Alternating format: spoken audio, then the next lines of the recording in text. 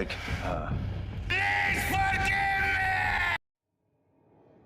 ታሪካችን የሚጀምረው አንድ ከባድ የሰርግ ስነ ስርዓት እያስመለከተን ነው። በከተማ ውስጥም የሚገኘው ትልቁ ባለሀብት የልጁን ጋብቻ እያከበረ በመሆኑ ሁሉም ሰው በጣም ደስተኛ ነው። ሙሽራው፣ ሙሽሪትና ታዳሚዎች በሙሉ በጥሩ ምግብና ሙዚቃ እየተዝናኑ ነው። ነገር ግን ድንገት የደስታው መንፈስ ወደ ድንጋጤ ይቀየራል። የሙሽራውን አባት እንመለከታለን። ነገር ግን አንድ ሰው ጉሮሮውን ቀንጥሶት ነበር። ደሙን በከፍተኛ ሁኔታ እየፈሰሰ እዚያው ህይወቱ ያልፋል። በቦታው ላይም ትልቅ ሁከትና ብጥብጥ ይፈጠራል። ቀጥሎም ለዚህ ግድያ ተጠያቂ የሆነውን ሰው እናያለን። ስሙ ቪንሰንት ብራሰል ይባላል። ቪንሰንትም ፕሮፌሽናል ቅጥር ነፍሰ ገዳይ ነው። ይህንን ስራም ለብዙ ዓመታት ስለሰራው ሰዎችን መግደል ለሱ በጣም ቀላል ነገር ነው። ስራውንም እንደጨረሰም በፍጥነት ልብሱን ቀይሮ በጸጥታ ለመውጣት ይሞክራል። ይሁን እንጂ ዘበኞቹ አይተውት በፍጥነት ማሳደድ ይጀምራሉ። ቪንሰንትም እየሮጠ በመንገዱ ላይ የሚመጣውን ዘበኛ ሁሉ በቀላሉ ይገድለዋል። ከፊት ለፊቱም የሚጋረጡትን በሙሉ ካስወገደ በኋላ ወደ አፓርታማው ያመልጣል። በመቀጠልም ሮላንድ ፍሊንት ከተባለ ሌላ ነፍሰ ገዳይ ጋር እንተዋወቃለን። ሮላንድም ቢሆን በጣም የተካነ ቅጥር ነፍሰ ገዳይ ነው። ነገር ግን በአሁኑ ጊዜ ከዚህ ስራ ጡረታ ወጥቷል። ሙሉ ጊዜውንም የሚያሳልፈው ኮማ ውስጥ የምትገኘው ሚስቱ አናን በመንከባከብ ነው። ሚስቱ አናም ኮማ ውስጥ የገባችው በአንድ ኃይለኛ የእጽ አከፋፋይ ጥቃት ስለደረሰባት ነው። ከዚያን ቀን ጀምሮ ኦርላንድ ካለችበት ሳይርቅ መኖሪያ ቤቱን ከዓለም ሚስጥር አድርጎ ይኖራል። መደበቅ ያስፈለገው ሙሰኛ ፖሊሶች እያደኑ ስለሆነ ነው። ሮላንድም የሰሩትን ወንጀል ያጋለጥብናል ብለው ስለሚፈሩ ህይወቱን በጣም አዳጋች አድርገውበታል። በተመሳሳይ ሰዓት ደግሞ በኢንተርፖል ዋና መስሪያ ቤት ውስጥ ዋና አዛዥ ዊልሰን ሄሮድ የተባለ ሰው በከፍተኛ ሁኔታ ተቆጥቶ እንመለከተዋለን። ዊልሰንም በራሱ መስሪያ ቤት ውስጥ ሙሰኛ መኮንኖች እንዳሉ ያውቃል። የእነዚህን መኮንኖች ሚስጥርም አውጥቶ ገንዘባቸውን በሙሉ የሰረቀው ደግሞ ኦርላንድ እንደሆነም ያምናል። አሁን ላይም ዊልሰን በመፍራቱ ምክንያት ሮላንድን የሚገልበት መንገድ መፈለግ እንዳለበት ተረድቷል። ነገር ግን ኦርላንድ ተደብቆ ስለሚገኝ የት እንደሚገኝ የሚያውቅ ማንም ሰው የለም። በዚህም ዊልሰን ቡድኑን እየወቀሰ በሰላም መኖር ከፈለጉ ኦርላንድን በአስቸኳይ ፈለገው መግደል እንዳለባቸው ይነግራቸዋል። ከኤጀንቶቹ አንዱ የሆነው ሼል የተሰኘው ሰውም ጎድፍሬ ከተባለ ሰው ጋር ይገናኛል። ሼልም ለጎድፍሬ ኦርላንድን ሊያገኝ የሚችለው ሰው እሱ ብቻ እንደሆነ ይነግረዋል። በመቀጠልም እቅድ ማውጣት ይጀምራሉ። ኦርላንድ መደበቅ እስከፈለገ ድረስ በፍጹም ሊያገኙት እንደማይችሉ ያውቃሉ። ስለዚህም እሱን ከተሸሸገበት ለማውጣት ጠንካራ እቅድ ያስፈልጋቸዋል። ስለዚህም የኦርላንድ ትልቁ ጠላት የሆነውን ፖል ያከር የተባለውን ሰው ለመጠቀም ይወስናሉ። ፖልም የኦርላንድን ሚስት ኮማ ውስጥ እንድትገባ ያደረገው ሰው ነው። ኤጀንቶቹም ፖልን ከእስር ቤት ከፈቱት ኦርላንድ እሱን ለመግደል ከተሸሸገበት እንደሚወጣ ያምናሉ። እናም ኦርላንድ ጥቃት ለመሰንዘር ሲመጣ እሱን ለመግደል አቅደዋል። በመቀጠልም ኦርላንድ በአንድ ሞቴል ውስጥ እንመለከተዋለን። የሞቴሉ ባለቤትም አንድ ሰው እሱን ለመገናኘት ውጪ እየጠበቀው እንደሆነ ይነግረዋል። ኦርላንድም ራሱን ለመከላከል ሽጉጥን ይዞ ወደ ሰውየው መኪና ያመራል። መኪና ውስጥ ያለውን ካሊ የተባለውን ሰው ምን ፈልጎ እንደመጣ ይጠይቀዋል። ካሊም ኦርላንድ ፖሎን እንዲገልለት እንደሚፈልግ ይነግሯል። ኦርላንድም ብልህ በመሆኑ ይህ ወጥመድ መሆኑን ወዲያውኑ ይረዳል። ከስራው ጡረታ እንደወጣና እንደማይረዳውም ለካሊ መልስለታል። ይህን ከተናገረ በኋላም ኦርላንድ ከመኪናው አጠገብ ወዲያውኑ ይሰወራል። ካሊም ኦርላንድ በቀላሉ መያዝ እንደማይቻል ይረዳል። በመቀጠልም ትዕይንቱ ወደ አንድ አሮጌ ሱቅ ይቀየርና ቪንሰንት ባንዲያ የተባለውን ሰው ለመገናኘት ወደዚያ ሲሄድ እንመለከታለን። ይህ ባንዲያ የተባለው ሰውም ለቪንሰንት የቅጥር ግድያ ስራዎችን የሚያቀርብለት ሰው ነው። ቪንሰንትም እዚያ የተገኘው ላከናወነው ያለፈ ስራው ክፍያውን ለመቀበል ነው። ባንዲያውም ክፍያውን በአልማዝ ከሰጠው በኋላ አዲስ ውል ያቀርብለታል። የፖል ያከርን ፎቶ ለቪንሰንት አሳይቶት እሱን ለመግደል $500,000 እንደሚከፍለውም ይነግረዋል። ቪንሰንትም በስራው ተስማምቶ ቅድመ ክፍያውን ይወስዳል። በኋላም ቪንሰንት ወደ አፓርታማው ሲመለስ ኦክቶበር የተባለች ጎረቤት የሆነችውን ሴት ይመለከታታል። እሷም የሴተኛ አዳሪ ስራ እንደምትሰራና ጨካኝ የሆነ አሰሪ ቁጥጥር ውስጥ መሆኗንም ይረዳል። የኦክቶበር አሰሪም ዘውትር ያሰቃያትና ይበድላት ነበር። ቪንሰንትም ይህንን ቢሰማ በጉዳዩ ውስጥ ላለመግባት መርጦ ወደ ክፍሉ ይገባል። ክፍል ውስጥ እንደገባም አልማዞቹን በካዝና ውስጥ ይደብቃቸዋል። በዚህ መሃል ደግሞ ፖል ያከር ከእስር ቤት ይፈታል። በነፃነት በመውጣቱም በጣም ደስተኛ ነው። ኦርላንድም ይህንን ዜና ሲሰማ አንድ የሚያሰቃይ ያለፈ ትዝታ ወደ አእምሮ ይመጣል። ፖሎ ወደ ቤቱ ሰብሮ በመግባት ሚስቱ አናን በአይኑ እያየ እንዴት በጨካኔ እንደደበደባትም ያስታውሳል። ይህን ማስታወሱም ኦርላንድ በከፍተኛ ሁኔታ ስላስቆጣው በማንኛውም ዋጋ ፖሎን ለመግደል ይወስናል። በመቀጠልም ኦርላንድ ለካሊ ደውሎ ስራውን እንደሚፈልግ ይመልስለታል። ካሊ ግን ፈቃደኛ አልሆነም። ሁሉንም ቪንሰንት ለተባለ ሌላ ነፍሰ ገዳይ እንደሰጡና አሁን ለሱ ሊሰጡት እንደማይችሉም ይነግረዋል። ኦርላንድም ስለ ገንዘቡ ግድ እንደሌለውና ፖልን ገሎ መበቀል ሊችል የት እንደሚገኝ ማወቅ ብቻ እንደሚፈልግ ይመልስለታል። ካሊም በመገረም ለምን ይህን ያህል እንደጨከነ ይጠይቀዋል። ኦርላንድም ፖል በሚስቱ ያደረሰውን አሳዛኝ ታሪክ ያስረዳዋል። ይህን አሳዛኝ ታሪክ ከሰማ በኋላም ካሊ ለመርዳት ይስማማል። ኦርላንድም ወደ ቤቱ ጋብዞት የሚያስፈልገውን መረጃ ሁሉ ይሰጠዋል። እንዲሁም ከፍተኛ አቅም ያለው የረጅም ርቀት ተኳሽ ስናይፐርም ያቀርብለታል። ፖልን ለማደን ከመውጣቱ በፊትም ኦርላንድ ኮማ ውስጥ ያለችው ሚስቱን ባለችበት ክፍል ውስጥ የደህንነት ካሜራ ይገጥማል። ነገሮች አደገኛ ሊሆኑ ስለሚችሉ ንቁ ሆና እንድትጠብቅ ለሞቴሉ ባለቤት ያስጠነቅቃታል። ተመሳሳይ ሰዓት ቪንሰንትም ከባንዲያ ጥሪ ይደርሷል። ፖል ወንድሙ ዴንዞን ለመገናኘት ወደ አንድ የተወሰነ ቦታ እየሄደ እንደሆነም ይረዳል። ቪንሰንትም የራሱን የቅጥር ግድያ ለማስፈጸም ወደ ቦታው ያመራል። በተመሳሳይ ጊዜ ኦርላንድም በዚያ ቦታ ደርሶ የረጅም ርቀት ጠመንጃውን ያዘጋጃል። ኋላም ኦርላንድ ፖል ከወንድሙ ጋር ሲወጣ ተመልክቶ ኢላማውን ያስተካክላል። ቃታውን ሊስብ ሲል ግን በዚያች ቅጽበት አንድ መኪና የኦርላንድን እይታ በመጋረድ ወደፊት ይገባል። መኪናውንም እየነዳ የመጣ ቪንሰንት ነበር። መኪናውም እይታውን ስለከለከለ ኦርላንድ የሚፈልገውን ኢላማ ሳያገኝ ይቀራል። ጥይትም ፖልን ከመምታት ይልቅ ወንድሙ ዴንዞን መጥቶት ወዲያውኑ ይገለዋል። ፖልም ወንድሙ በመመታቱ በከፍተኛ ሁኔታ ይቆጣል። ኦርላንድ ግን የመበቀያ እድሉ በመበላሸቱ ይበልጥ ይናደዳል። ይህ የረጅም ርቀት ተኩስ ካመለጠው በኋላም ኦርላንድ ተስፋ ለመቁረጥ ፈቃደኛ አልሆነ። ከህንፃ ውስጥም በቁጣ በመውጣት መንገድ ላይ ከፖል ያገር ጋር ፊት ለፊት ተገናኝቶ ለመግደል ይወስናል። ነገር ግን ፖል ጋር ከመድረሱ በፊት በሚስጥር ሲከታተሉት የነበሩት የኢንተርፖል ኤጀንቶች በኦርላንድ ላይ ተኩስ ይከፍቱበታል። የአካባቢ ፖሊሶች ወደ ቦታው ሲደርሱ ደግሞ ትልቅ የተኩስ ልውውጥ ይፈጠራል። ፖሊሶቹም ኤጀንቶቹ እነማን እንደሆኑ ስላላወቁ በእነሱ ላይ ተኩስ መክፈት ይጀምራሉ። በዚህ ከፍተኛ ሁከት ማለም ኦርላንድ በጨለማው ተከልሎ ማምለጥ ቻለ። የኢንተርፖል ኤጀንቶችም እቅዳቸው እየፈረሰ መሆኑን ይረዳሉ። ጎድፍሬም በአካባቢ ፖሊሶች ማንነታቸው መታወቅ እንደሌለበት ለቡድኑ ይነግራቸው። ስለዚህም ከአካባቢው ከመሸሽ በፊት ማንኛውንም ማስረጃ ለማጥፋት የራሳቸውን መኪና በእሳት ያቃጥላል። በዚህ መሃል ፖል በወንድሙ በዴንዞ ሞት ምክንያት በከፍተኛ ሐዘንና ቁጣ ውስጥ ሆኖ ይገኛል። ፖልም ጥቃት ያደረሰባቸውን ሰው ፈልጎ እንደሚያገኘውና ዋጋ እንደሚያስከፍለውም ለወንድሙ ይመልለታል። ከተኩስ ልውውጡ በኋላም የቆሰለው ኦርላንድ ካሊን ለመገናኘት ይሄዳል። ካሊም ቁስሉ እንዲታከም ይረዳዋል። ምንም እንኳን ኦርላንድ እየደማ ቢሆንም አሁንም በአእምሮ ላይ የነበረው የበቀል ስሜት ብቻ ነበር። ለማረፍም ፈቃደኛ ባለመሆን ፖልን ለአንዴና ለመጨረሻ ጊዜ የሚያጠፋበትን ቀጣይ ዕቅድ ማውጣት ይጀምራል። በሌላ በኩል ደግሞ ወደ አፓርታማው ስንመለስ ቪንሰንት ትኩረቱን በስራው ላይ ለማድረግ ቢሞክርም በጎረቤት በኩል በሚሰማው የጥቃት ድምጽ ይረበሻል። የኦክቶበር አሰሪም በጭካኔ እየደበደባት ሲሆን የእሷ የጩኸት ድምጽም ኮሪደሩን ሞልቶታል። ብዙውን ጊዜ ቀዝቃዛና በሰው ጉዳይ የማይገባው ቪንሰንትም በመጨረሻ ትዕግስቱን ያጣል። አሰሪውን ፊት ለፊት አግኝቶትም በከፍተኛ ሁኔታ ይደበድበዋል። እዚህም አሰሪው በከፍተኛ ፍርሃት ተውጦ ራሱን ለመከላከል ሲል ኦክቶበርን ከዚህ ሰው ጋር እንድትቆይ ነግሯት ይሸሻል። በኋላም ቪንሰንት ባይፈልግም ኦክቶበርን ለጊዜው የምትቆይበትን ቦታ ይሰጣታል። ነገር ግን አንድ ጥብቅ የሆነ ሕግ ያስቀምጥላታል። በቤት ውስጥ ያለውን ማንኛውንም ነገር እንዳትነካም ይነግራታል። እሷም በመስማማት ለመጀመሪያ ጊዜ በእሱ አፓርታማ ውስጥ ሰላም ታገኛለች። ብዙም ሳይቆይ ከሙሰኛ ደንበኞቹ ስራው እንዲጠናቀቅ ግፊት እየተደረገበት ካለው ከባንዲያ ለቪንሰንት ጥሪ ይደርሰዋል። እዚህ ጊዜም ባንዲያ ለቪንሰንት የፖልን ሚስጥራዊ መደበቂያ ቦታ ይሰጠዋል። ቪንሰንትም ወደ መደበቂያው ቦታ ያመራል። ነገር ግን ኦርላንድ የራሱን መረጃ በመጠቀም ቦታው ላይ አስቀድሞ ተገኝቶ ነበር። ቀጥሎም ኦርላንድ እንደ መንፈስ ወደ ህንፃው በመግባት በኮሪደር ውስጥ በሚያልፍበት ጊዜ የፖልን ዘበኞች በጸጥታ ያስወግዳቸዋል። ኢላማውን ለማግኘትም እያንዳንዱን ክፍል ይፈትሻል።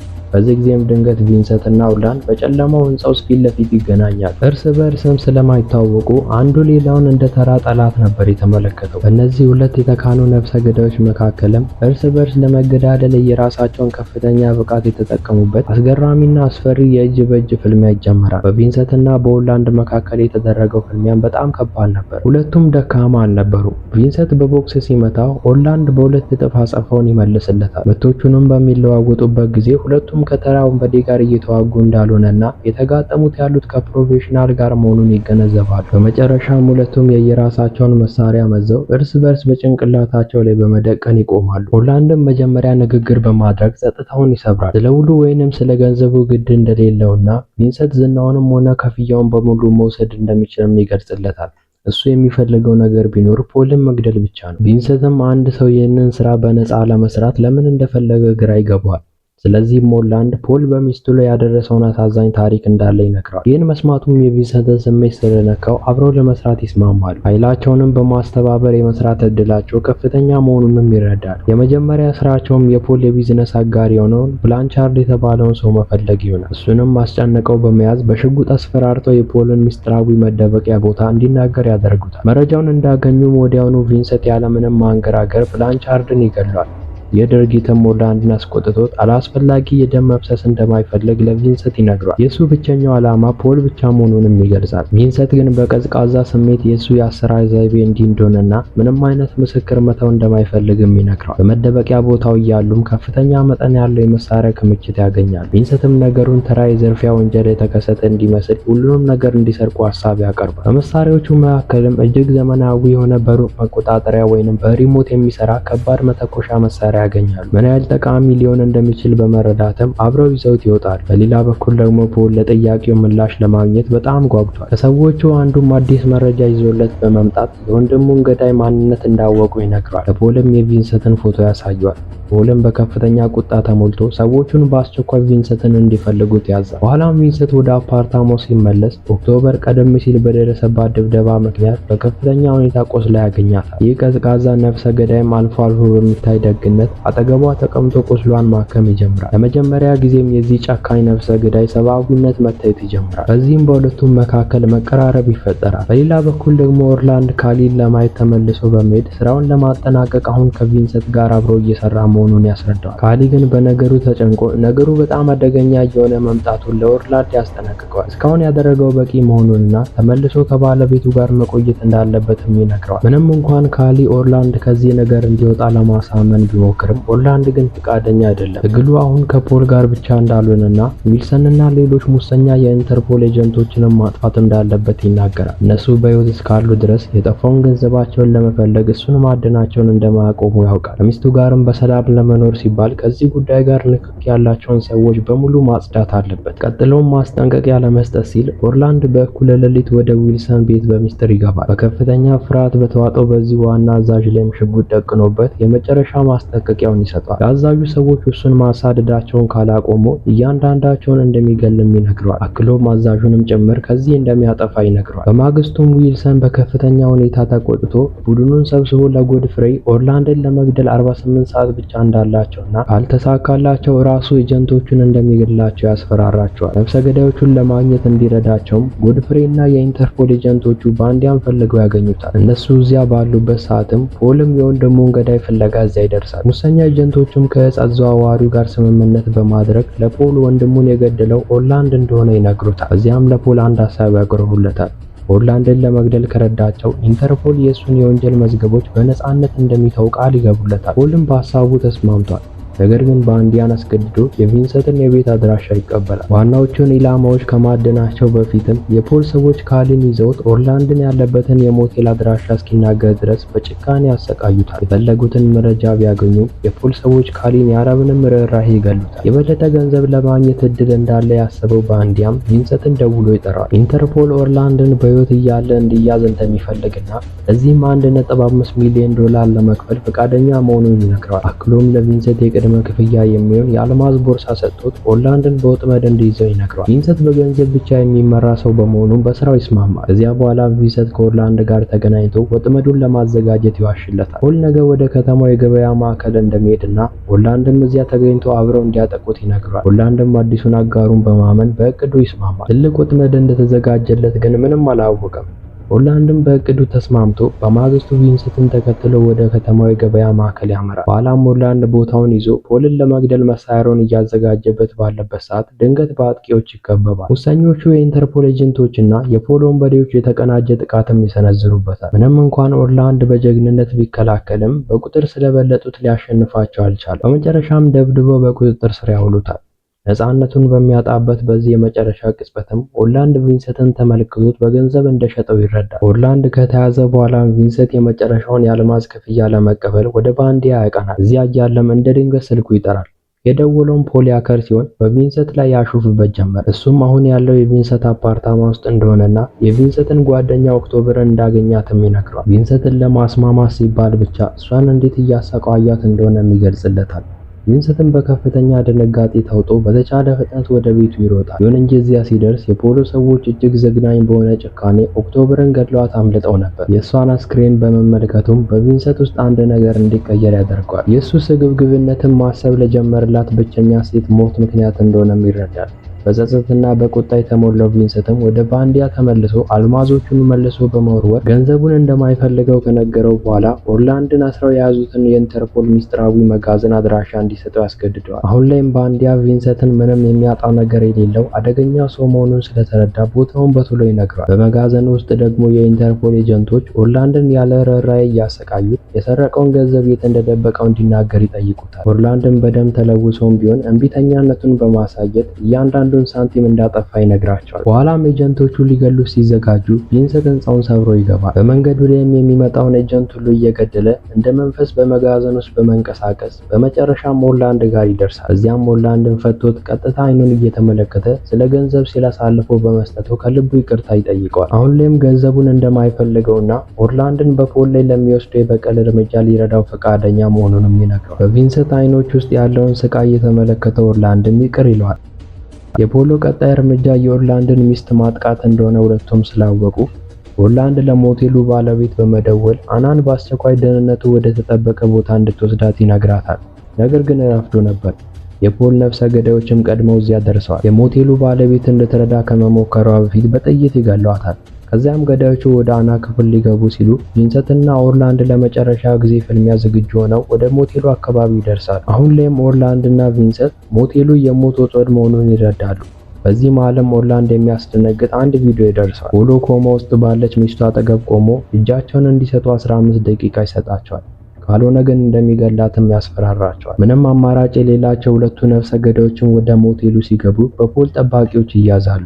ነገር ግን ይህ ሁሉ የእቅዳቸው አካል ነበር። ቀደም ሲልም ቪንሰንትና ኦርላንድ የሰረቁትን በሩቅ መቆጣጠሪያ የሚሰራ ከባድ መተኮሻ አዘጋጅተው ነበር። በሰጡት ምልክት አማካይነትም ያዘመናዊ መሳሪያ በራሱ መተኮስ ጀምሮ የፖልን ጠባቂዎች ያረግፋቸዋል። በዚህ ሁከት መሃልም ቪንሰንት የቀሩትን ጠባቂዎች መክቶ ሲይዝ፣ ኦርላንድ ደግሞ ፖልን ያሳደዋል። በመጨረሻም ኦርላንድ ፖልን በሚስቱ ክፍል ውስጥ ያገኘዋል። ይህንን ጨካኝ ሰውም ወደ አና አልጋ አጠገብ ጎትቶ በመውሰድ ይቅርታ እንዲጠይቃት ያስገድደዋል። ፖልም የይቅርታ ቃላቱን በሹክሹክታ እንደተናገረ ኦርላንድ ወዲያውኑ ኩላሊቱን ወግቶ በመግደል በመጨረሻም በቀሉን ይወጣል። ከዚህ በኋላም ቪንሰንት የኦክቶበርን መደበቂያ ቤት አሳልፎ የሰጠውን ሰው ፈልጎ አግኝቶ ይገድለዋል። ስማቸውን ከኢንተርፖል ክስ ለማጽዳት ሲሉም ኦርላንድ እና ቪንሰንት በቪንሰንት አፓርታማ ውስጥ የሐሰት የተኩስ ልውውጥ ያደራጃሉ። እርስ በእርሳቸው እንደተገዳደሉ በማስመሰልም ሙሰኛ ኤጀንቶች ከእንግዲህ እንዳያሳዷቸው ያታላቸዋል። በመጨረሻም ኦርላንድ ከባለቤቱ ጋር ሰላም ሲያገኝ፣ ቪንሰንት ግን ያንን ቀዝቃዛ ልቡን መንካት የቻለችውን ብቸኛ ሴት ኦክቶበርን ለማስታወስ ሻማዎችን እያበራ ብቻውን ሲቀር እያስመለከተን ታሪካችን ይጠናቀቃል።